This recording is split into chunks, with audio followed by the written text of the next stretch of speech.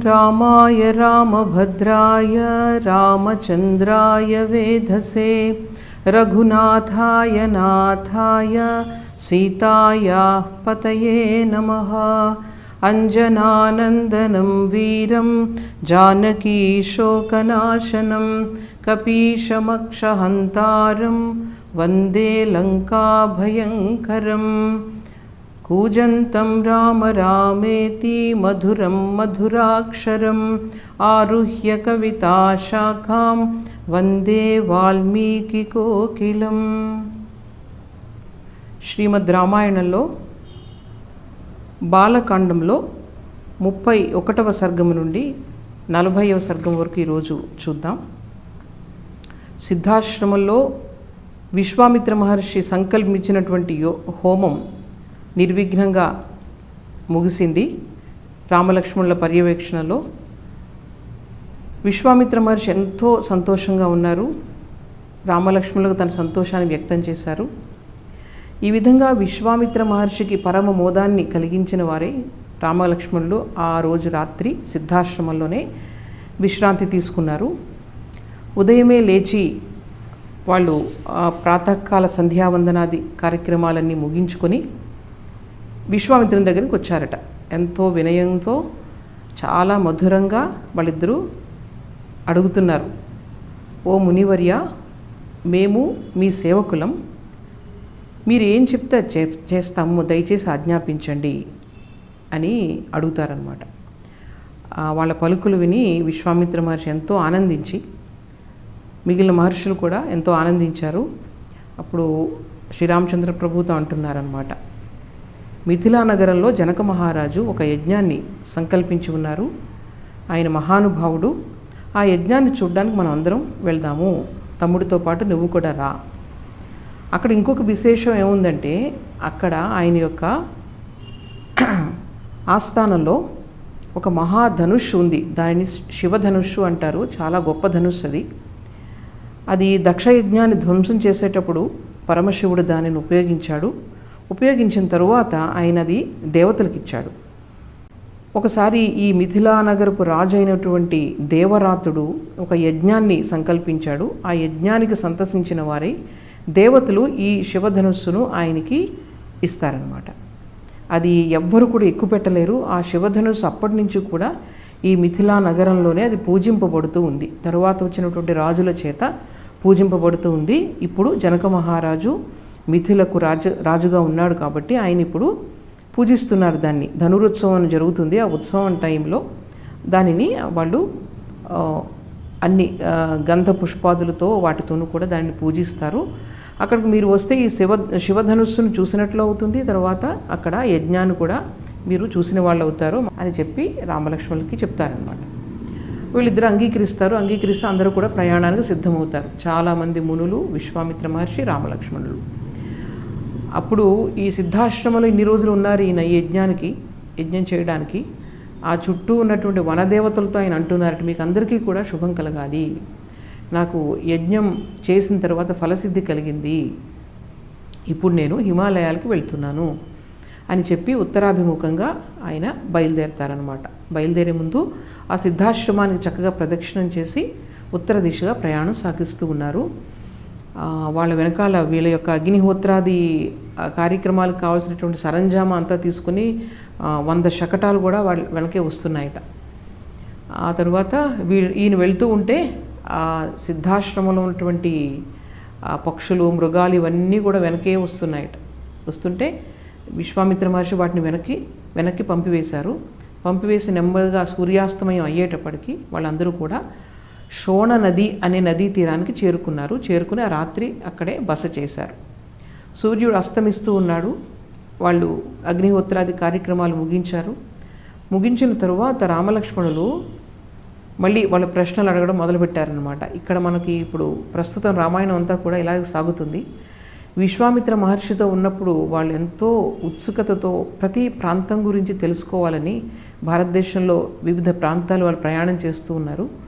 అయోధ్య నగరం నుంచి ఉత్తరాభిముఖంగా వాళ్ళు ప్రయాణం చేస్తూ ఉన్నారు. ప్రతి అరణ్యం గురించి, ప్రతి ఆశ్రమం గురించి వాళ్ళు ప్రశ్నిస్తూ ఉంటే విశ్వామిత్ర మహర్షి చక్కగా సమాధానం చెప్తున్నారు. ఆ విధంగా ఇప్పుడు మనకు సాగుతూ ఉంది. ఇప్పుడు ఈరోజు మనం చూసే 10 సర్గలలో కూడా ఈ విశ్వామిత్ర మహర్షి ద్వారా వర్ణించబడినటువంటి రకరకాల కథలు మనం ఇక్కడ వింటామన్నమాట. ఇప్పుడు రామలక్ష్మణులు అడుగుతున్నారు, ఈ పవిత్ర శోణ నది తీరంలో ఇంత చక్కటి అరణ్యం ఉంది, ఈ ప్రదేశం ఎవరిది, దీని గురించి కొంచెం తెలుసుకోవాలని ఉంది అని చెప్తారనమాట. చెప్తే అప్పుడు విశ్వామిత్రుడు సంతోషంగా ఆయన ఆ వృత్తాంతాన్ని ఆ మునులకు తర్వాత ఈ రామలక్ష్మణులకు చెప్పడం మొదలు పెడతారు. ఆయన చెప్తున్నారు, ఇది 32వ సర్గంలో ఉంటుంది.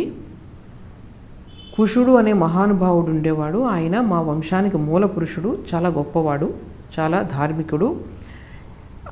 ఈయన భార్య పేరు వైదర్భి. భర్తకు తగిలినటువంటి అనుకూలవతి అయిన భార్య. వీళ్ళకి 4 కొడుకులు ఉండేవారు. కుశాంబుడు, కుశనాభుడు, ఆధూర్తజసుడు, వసువు. వీళ్ళు 4 కూడా తండ్రికి తగ్గ బిడ్డలన్నమాట. వాళ్ళ 4 కూడా ఒకరోజు ఆయన ఈ కుషుడు పిలిచి వాళ్ళకి చెప్తారనమాట, మీరు ధార్మికంగా ప్రజాపాలన చేయండి, మీ రాజ్యాలను మీరు ఏర్పరచుకొని ప్రజాపాలన చేయండి అంటే వాళ్ళు 4 కూడా 4 నగరాలను నిర్మించుకుంటారట. కుశాంబుడు కౌశాంబి అనే నగరాన్ని, కుశనాభుడు మహోదయం అనే నగరాన్ని, ఆధూర్తజసుడు ధర్మారణ్యం అనే నగరాన్ని, వసువు అనే రాజకుమారుడు 4వ కొడుకు గిరివ్రజము అనే మహానగరాన్ని నిర్మింపజేసుకుంటారు. చేసుకున్న తర్వాత వాళ్ళు చక్కగా ఆ రాజ్యాలను విస్తరించుకొని వాళ్ళు పరిపాలన చేస్తూ ఉంటారు ప్రజారంజకంగా. శ్రీరామునికి చెప్తున్నాడు విశ్వామిత్ర మహర్షి, మనం ఇప్పుడు ఉన్నాం కదా, ఈ ప్రదేశము 4వ కొడుకు అయినటువంటి వసురాజు పరిపాలనలోనిది. దీని చుట్టూ కూడా 5 పెద్ద పర్వతాలు ఉన్నాయి. ఈ శోణ నది ఏదైతే ఉందో దీనివల్ల ఇక్కడ ఈ ప్రదేశాలన్నీ కూడా చాలా సస్యశ్యామలంగా అలరారుతూ ఉన్నాయి. దీనిని ఈ శోణ నదికి సుమాగధి అనే పేరు కూడా ఉంది అని చెప్తున్నారన్నమాట. కుషుని యొక్క 2వ కుమారుడైనటువంటి కుశనాభుడికి ఘృతాచి అనే భార్య ఉంటుంది. ఆ భార్య వలన అతనికి 100 మంది కన్యలు జన్మిస్తారు. వాళ్ళందరూ కూడా చాలా సౌందర్యవతులు, చక్కగా అలంకరించుకొని వాళ్ళు అక్కడ విహరిస్తూ ఉంటారన్నమాట. అప్పుడు వాళ్ళ యొక్క సౌందర్యాన్ని చూసి వాయుదేవుడు చాలా ముగ్ధుడై వాళ్ళను వివాహం చేసుకోవాలని కోరుతాడు. నేను మిమ్మల్ని అందరినీ కూడా వివాహం చేసుకోవాలని అనుకుంటున్నాను, మీరు నన్ను భర్తగా స్వీకరించండి, మీరు ఈ మానవ రూపాన్ని వదిలితే నాతో వస్తే మీరందరూ కూడా దీర్ఘాయువును పొందుతారు, అందువల్ల మీరు నన్ను భర్తగా అంగీకరించండి, మీరు కూడా దేవతలుగా మారతారు అని చెప్పి మభ్యపెడతాడనమాట.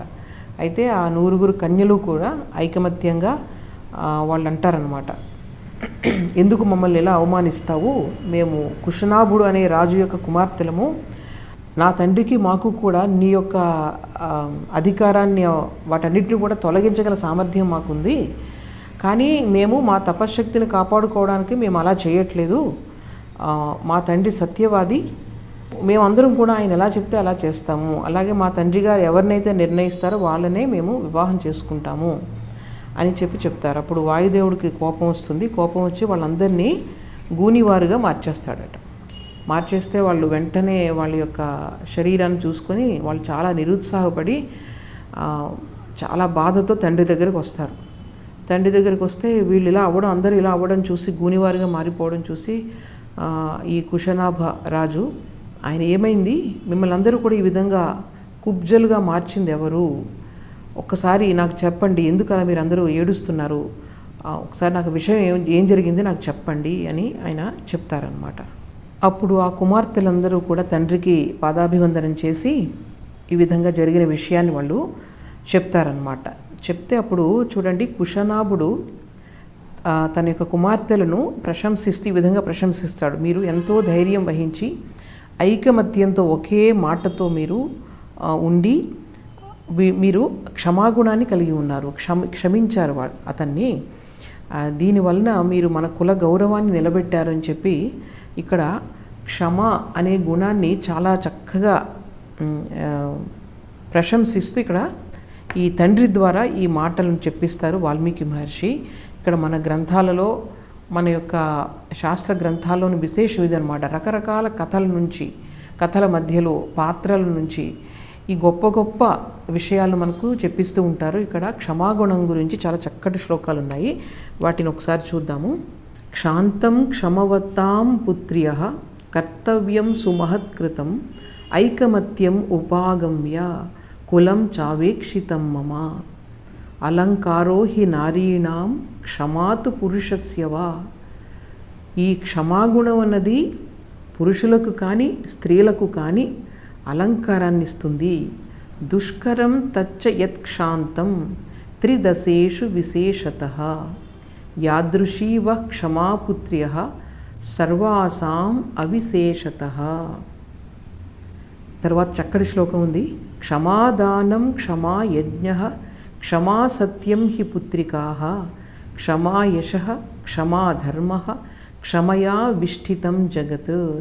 ఇది అందరూ కూడా కంఠస్థం చేయవలసినటువంటి శ్లోకం ఇది. క్షమాదానం క్షమా యజ్ఞః క్షమా సత్యం హి పుత్రికాః క్షమా యశః క్షమా ధర్మః క్షమయా విష్ఠితం జగత్. ఈ దానం వల్ల, తర్వాత సత్య ప్రవర్తన వల్ల, యజ్ఞాలను ఆచరించడం వల్ల కలిగే మహాఫలాలన్నీ కూడా క్షమాగుణం వల్ల లభిస్తాయి. క్షమ అన్నది చాలా యశస్కరము, యశస్సునిస్తుంది, పరమధర్మము. ఈ జగత్తంతయు కూడా క్షమపైననే నిలిచి ఉన్నది. ఇక్కడ ఈ దానఫలం లభిస్తుంది. మన క్షమాగుణం కలిగి ఉంటే దానఫలం లభిస్తుంది, సత్య ప్రవర్తన కలిగినటువంటి ఫలం లభిస్తుంది, అలాగే యజ్ఞాలను ఆచరించే ఫలం కూడా లభిస్తుంది. క్షమ ఎంతో యశస్కరమైనటువంటిది, పరమధర్మము. అలాగే ఈ జగత్తంతా కూడా క్షమపైనే నిలిచి ఉన్నది.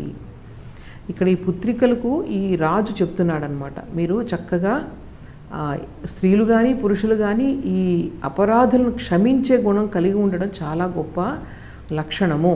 ఇది ఇలా క్షమాగుణం కలిగి ఉండట చాలా అరుదైన విషయము. మీరందరూ కూడా ఐకమత్యంతో ఇలాగ క్షమాగుణాన్ని ప్రదర్శించారు కదా, ఇది దేవతలు కూడా ఈ పని చేయలేరు అని చెప్పి కుమార్తెలను చాలా ప్రశంసిస్తాడనమాట రాజు. ఇక్కడ మనం అమ్మను ఒకసారి గుర్తు తెచ్చుకోవచ్చు, శారదాదేవిని. అమ్మను క్షమారూప తపస్విని అంటారు. అందువల్ల ఈ శ్లోకాలు ఇక్కడ మనం ఒక్కసారి కొంచెం ధ్యానం చేస్తే బాగుంటుంది. ఈ 6, 7, 8, ముఖ్యంగా 8వ శ్లోకం చాలా ముఖ్యమైనది. తర్వాత కుశనాభ మహారాజు తన కుమార్తెలందరికీ కూడా వివాహం చేయడానికని చెప్పి మంత్రులతో అందరితో కూడా బాగా ఆలోచిస్తారనమాట.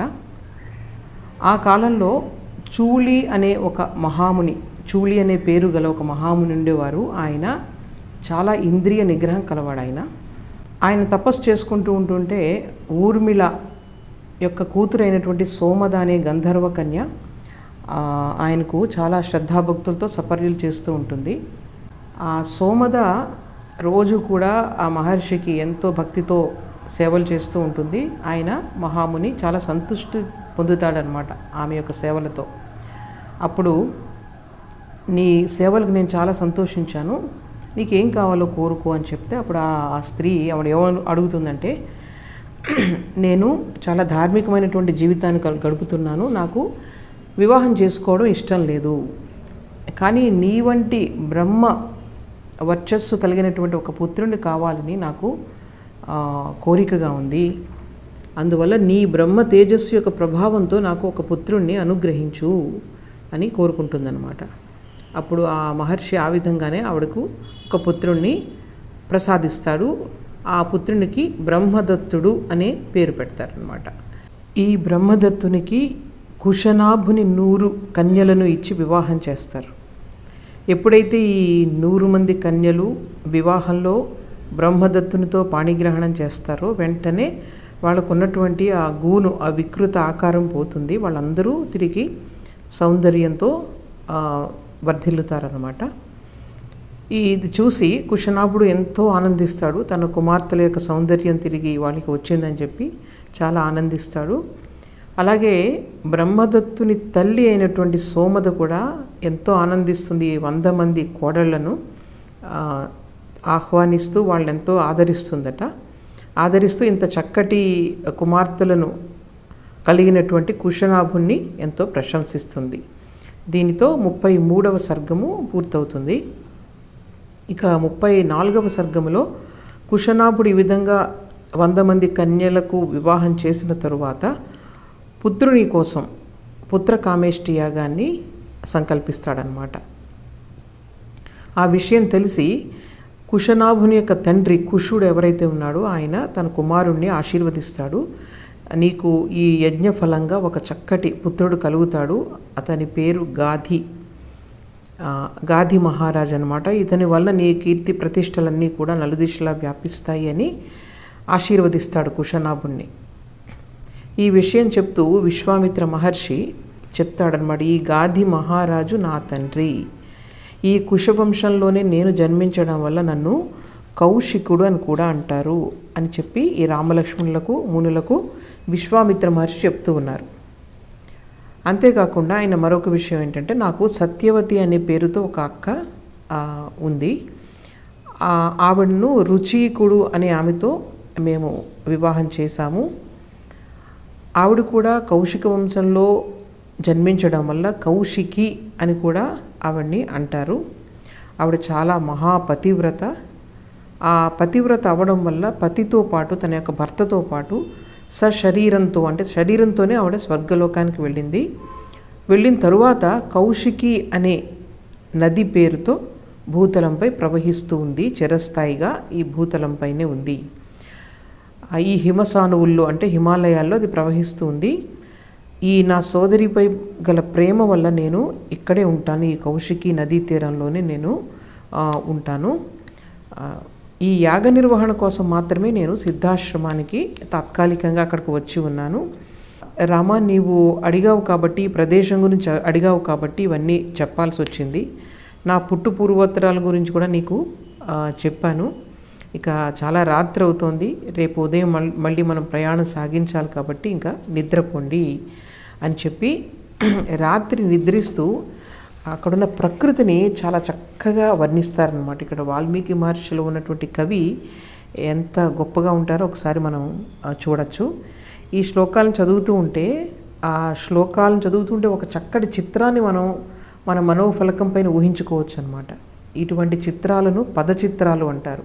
అంటే కేవలం తన యొక్క కవితా పటిమ ద్వారా మన కళ్ళ ముందు ప్రత్యక్షం చేస్తారనమాట అక్కడ ఉన్నటువంటి దృశ్యాన్ని. ఇక్కడ చూడండి, ఇక్కడ 3 శ్లోకాలు ఉన్నాయి. ఆ రాత్రి ఎలా ఉంది ఒకసారి మనం ఊహించుకోవచ్చు. నిష్పందా తరవ సర్వే నిలీనా మృగపక్షిణ నైషేన తమసా వ్యాప్త దిశశ్చ రఘునందన. ఓ రఘునందన, మొత్తం చెట్లు చాలా నిశ్శబ్దం అయిపోయాయి, ఏమాత్రం కదలడం లేదు. నిష్పందాహ తరవహ సర్వే. అలాగే నిలీనా మృగపక్షిణ. నిలీన అంటే పక్షులు, ఇవన్నీ కూడా మృగాలు నిద్రలో మునిగిపోయాయట. నిలీన అంటే నిద్రలో లీనమైపోయాయి. అలాగే నైషేన తమసా వ్యాప్త దిశశ్చ. ఈ చీకటి చేత, తమస్సు అంటే చీకటి, ఈ రాత్రి అంతా కూడా చీకటి చేత అన్ని దిశలు కూడా వ్యాపించి ఉంది. తరువాత శనైర్ వియుజ్యతే సంధ్య. అంటే ఈ సంధ్యాకాలం నెమ్మదిగా గతించిపోతుంది. సంధ్యాకాలం గతించిపోతే అంటే సాయంకాలం వెలుగు నెమ్మదిగా తగ్గిపోతూ ఉంటుంది. అప్పుడు చీకటి నలుదిక్కుల ఉంటుంది. ఆ సమయంలో నభో నేత్రైరివావృతం నక్షత్ర తారాగహనం జ్యోతిర్భిరవభాసతే. ఎలాగుందంటే ఈ మొత్తం నల్లటి ఆకాశంలో ఈ నక్షత్రాలు నేత్రాల వలె ప్రకాశిస్తున్నాయట. అంతేకాదు ఉత్తిష్టతి చ శీతాంశు శశీలోకతమోనుద. ఈ చంద్రుడు తన యొక్క చల్లటి కిరణాలను వెదజల్లుతూ నెమ్మదిగా ఆయన ఉదయిస్తున్నాడు. ఉత్తిష్టతి. ఎలాగా హలాదయం ప్రాణినాం లోకే మనాంసి ప్రభయా విభో. సమస్త ప్రాణులను కూడా ఆయన ఆహ్లాదపరుస్తూ చంద్రుడు ఉదయిస్తున్నాడట. చక్కగా చెట్లు కదలడం లేదు, మృగాలు పక్షులు అన్నీ కూడా నెమ్మదిగా కునుకు తీస్తున్నాయి. మొత్తం నలుదిక్కులా కూడా ఈ సంధ్యాకాలం గతించిపోయి చీకటి కమ్ముకుంటూ ఉంది. ఆకాశంలో తార నక్షత్రాలు ఇవన్నీ కూడా చక్కగా జ్యోతిర్మయంగా ప్రజ్వలిస్తూ ఉన్నాయి. తన చల్లని కిరణాలతో మొత్తం చిమ్మ చీకట్లను పారద్రోలుతూ చంద్రుడు వెన్నెల కాంతులతో ఉదయిస్తూ అన్ని ప్రాణులకు ఆహ్లాదాన్ని కలుగచేస్తున్నాడట. ఎంత చక్కగా ఉందో చూడండి చిత్రం. ఈ మాట చెప్తూ ఉంటే అందరూ కూడా చాలా ఆనందపడ్డారు. మిగిలిన మునులందరూ కూడా విశ్వామిత్ర మహర్షి యొక్క వంశాన్ని అప్పుడే విన్నారు కదా, వాళ్ళ యొక్క వంశం గురించి, ఆ వంశాన్ని చాలా ప్రశంసించారు. అలాగే విశ్వామిత్రుని కూడా ఎంతో ప్రశంసించారు. అవన్నీ కూడా ఆయన విని నెమ్మదిగా సూర్యుడు అస్తమిస్తున్న సూర్యుడు వలె ఆయన నిద్రకు ఉపక్రమించాడట. రామలక్ష్మణులు ఇద్దరు ఏం చేస్తున్నారు, వాళ్ళిద్దరూ ఆశ్చర్యపోయారు. విశ్వామిత్ర మహర్షి యొక్క పూర్వీకుల యొక్క కథలను విని వాళ్ళిద్దరూ కూడా ఎంతో ఆశ్చర్యపడి ఆ మహర్షిని ఎంతో కూడా ప్రశంసించారట. తర్వాత వారు కూడా నెమ్మదిగా నిద్రకు ఉపక్రమించారు. దీనితో 34వ సర్గము పూర్తవుతుంది. ఈ విధంగా విశ్వామిత్ర మహర్షి, రామలక్ష్మణులు, మిగిలిన మునిగణం అందరూ కూడా ఈ శోణా నదీ తీరంలో రాత్రి విశ్రమించారు. తర్వాత ప్రాతకాలాన్నే మరలా విశ్వామిత్ర మహర్షి శ్రీరామచంద్రుణ్ణి నిద్రలేపుతున్నారు. ఇక్కడ కూడా చక్కటి శ్లోకం ఉంది. సుప్రభాత నిశా రామ పూర్వా సంధ్యా ప్రవర్తతే ఉత్తిష్టోత్తిష్ట భద్రం తే గమనాయాభిరోచయ. రాత్రి గడిచింది, ప్రాతఃసంధ్య నెమ్మదిగా వస్తూ ఉన్నది, నీకంతా కూడా శుభం కలగాలి, మేల్కో, మనం ప్రయాణానికి సిద్ధం కావాలి. అప్పుడు శ్రీరామచంద్రుడు అందరూ కూడా నిద్రలేచారు. ప్రాతకాల సంధ్యావందనాది కార్యాలన్నీ కూడా ఆచరించి ప్రయాణానికి సిద్ధమయ్యారు. అప్పుడు శ్రీరామచంద్రమూర్తి శోణ నదిని ఒకసారి చూసి, అందులో నావలో వీళ్ళు ప్రయాణించాలి. అప్పుడు ఆయన చూశారు, ఈ నది లోతు చాలా తక్కువగా ఉంది, తర్వాత ఇసుక తిన్నులు ఉన్నాయి అక్కడక్కడ. అటువంటి నదిలో నావ ప్రయాణం చేయడం చాలా కష్టం. అందువల్ల విశ్వామిత్ర మహర్షితో అంటున్నారు, ఇది నావ ప్రయాణానికి అనువుగా లేదు ఈ నది, మరి ఎలా మనం వెళ్ళాలి అంటే, అప్పుడు విశ్వామిత్రుడికి ఈ ప్రాంతాలన్నీ బాగా తెలుసు కాబట్టి ఆయన ఏమంటారంటే, ఇలాగ వేరే మార్గంలో మనం ప్రయాణించవచ్చు, అది నాకు తెలుసు, రండి నన్ను అనుసరించండి అని చెప్తే వీళ్ళందరూ కూడా విశ్వామిత్ర మహర్షి వెనుక అందరూ కూడా వెళ్తూ ఉంటారనమాట. ఇలా వాళ్ళు చాలా దూరం ప్రయాణం చేసిన తర్వాత మధ్యాహ్నం అయ్యేటప్పటికి గంగానదీ తీరానికి వస్తారు. గంగానదీ తీరం, ఈ మునులందరూ ఉన్నారు, మొత్తం ఆశ్రమాలు ఉన్నాయి, ఇవన్నీ చాలా చక్కగా ఉంది, రకరకాల హంసలు పక్షులతో అలరారుతూ ఉందట. అందరూ కూడా చాలా ఆనందించారు ఈ పవిత్రమైనటువంటి నదిని చూసి. అప్పుడు విశ్వామిత్ర మహర్షిని శ్రీరాముడు అడుగుతాడు మళ్ళీ, ఈ 3 లోకాల్లో ప్రవహిస్తూ ఉంటుందంటారు కదా గంగానది, దాని కథ ఏమిటి అసలు, దాని గురించి నాకు వినాలనుంది, అది అలా ప్రవహించి సముద్రాన్ని ఎలా చేరింది, నాకు కొంచెం చెప్తారా అని చెప్తే అప్పుడు విశ్వామిత్ర మహర్షి చెప్తారనమాట. హిమవంతుడు అనే రాజు ఉన్నాడు, ఆయన భార్య మేనక, ఆయనకు 2 కుమార్తెలు, వాళ్ళిద్దరూ కూడా చాలా సౌందర్యవతులు. పెద్దమ్మాయి పేరు గంగాదేవి, చిన్నమ్మాయి పేరు ఉమాదేవి. ఈ దేవతలందరూ కూడా ఈ పెద్ద కూతురు గంగ ఎవరైతే ఉన్నారో స్వర్గానికి పంపించమని అడిగారట. అడిగితే అప్పుడు హిమవంతుడు దానికి ఒప్పుకొని వాళ్ళ యొక్క సంక్షేమం కోసం ఈ గంగను, పెద్ద కుమార్తె అయినటువంటి గంగను దేవతలకు అప్పగిస్తాడనమాట. వాళ్ళందరూ కూడా ఎంతో సంతోషంతో ఆవిడని తీసుకొని దేవలోకానికి వెళ్ళిపోతారు. ఈ విధంగా భూలోకం నుండి ఆవిడ దేవలోకానికి వెళ్ళింది అని చెప్పి, అలాగే 2వ కూతురు అయినటువంటి ఉమాదేవి శివుణ్ణి భర్తగా పొందాలి అని చెప్పి చాలా తపస్సు చేస్తుంది. తపస్సు చేసి చివరికి పరమేశ్వరుణ్ణి భర్తగా పొందుతుంది. ఈ విధంగా హిమవంతుని యొక్క 2 కూతుళ్ళు గంగాదేవి, ఉమాదేవి, వీరిద్దరూ కూడా లోక ప్రసిద్ధి చెందుతారు అని చెప్తారనమాట. దీనితో 35వ సర్గము ముగుస్తుంది. తరువాత 36, 37 సర్గలలో కుమారస్వామి జన్మ వృత్తాంతం గురించి ఉంటుంది. దాని లోపలికి ఇప్పుడు వెళ్ళడం లేదు. ఇక 38వ సర్గలో విశ్వామిత్ర మహర్షి శ్రీరామునితో అంటారనమాట, నీవు అడిగిన ప్రశ్నకు సమాధానం చెప్పాను.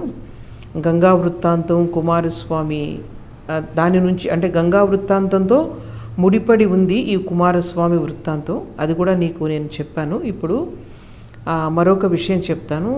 అదేమిటంటే, అయోధ్యను పూర్వకాలంలో సగరుడు అనే చక్రవర్తి పరిపాలించేవాడు.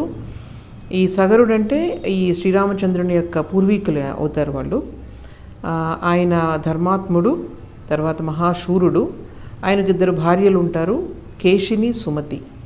వీళ్ళిద్దరూ కూడా రూపవతులు, అలాగే గుణవతులు. కానీ వీళ్లకు సంతానం లేకపోవడంతో ఈ సగర మహారాజు 2 భార్యలను తీసుకొని హిమాలయాలకు వెళ్ళి తపస్సు చేస్తాడనమాట. చాలా రోజులు తపస్సు చేసిన తర్వాత భృగు మహర్షి ప్రత్యక్షమయ్యి, మీ తపస్సుకు నేను చాలా మెచ్చాను. మీరు కోరుతున్న కోరిక కూడా ధర్మబద్ధమైనది. వైవాహిక జీవితంలో ఇలాగ సంతానం కోసం కోరుకోవడం సహజమైందే. అందువల్ల మీకు సంతాన ప్రాప్తి కలుగుతుంది, చాలా మంచి కీర్తి కూడా లభిస్తుంది మీకు. అయితే నీకు 2 భార్యలు కదా, ఒక భార్య వలన నీకు నీ వంశాన్ని నిలిపే కుమారుడు కలుగుతాడు, ఇంకొక భార్య వలన మహాబలశాలురు కీర్తిమంతులైనటువంటి 60,000 మంది పుత్రులు కలుగుతారు అని చెప్తారనమాట. అప్పుడు ఈ రాణులిద్దరూ కూడా కుతూహలంతో ఎవరికి ఒక పుత్రుడు కలుగుతాడు, ఎవరికి 60,000 మంది కలుగుతారని అడుగుతారనమాట. అప్పుడు భృగు మహర్షి, మీరే నిర్ణయించుకోండి ఎవరికి ఎలాంటి పుత్రులు కావాలో అంటే, అప్పుడు కేశిని అంటుందన్నమాట, నాకు వంశోద్ధారకుడని ఒక పుత్రుని మాత్రమే ప్రసాదించండి అని చెప్పి.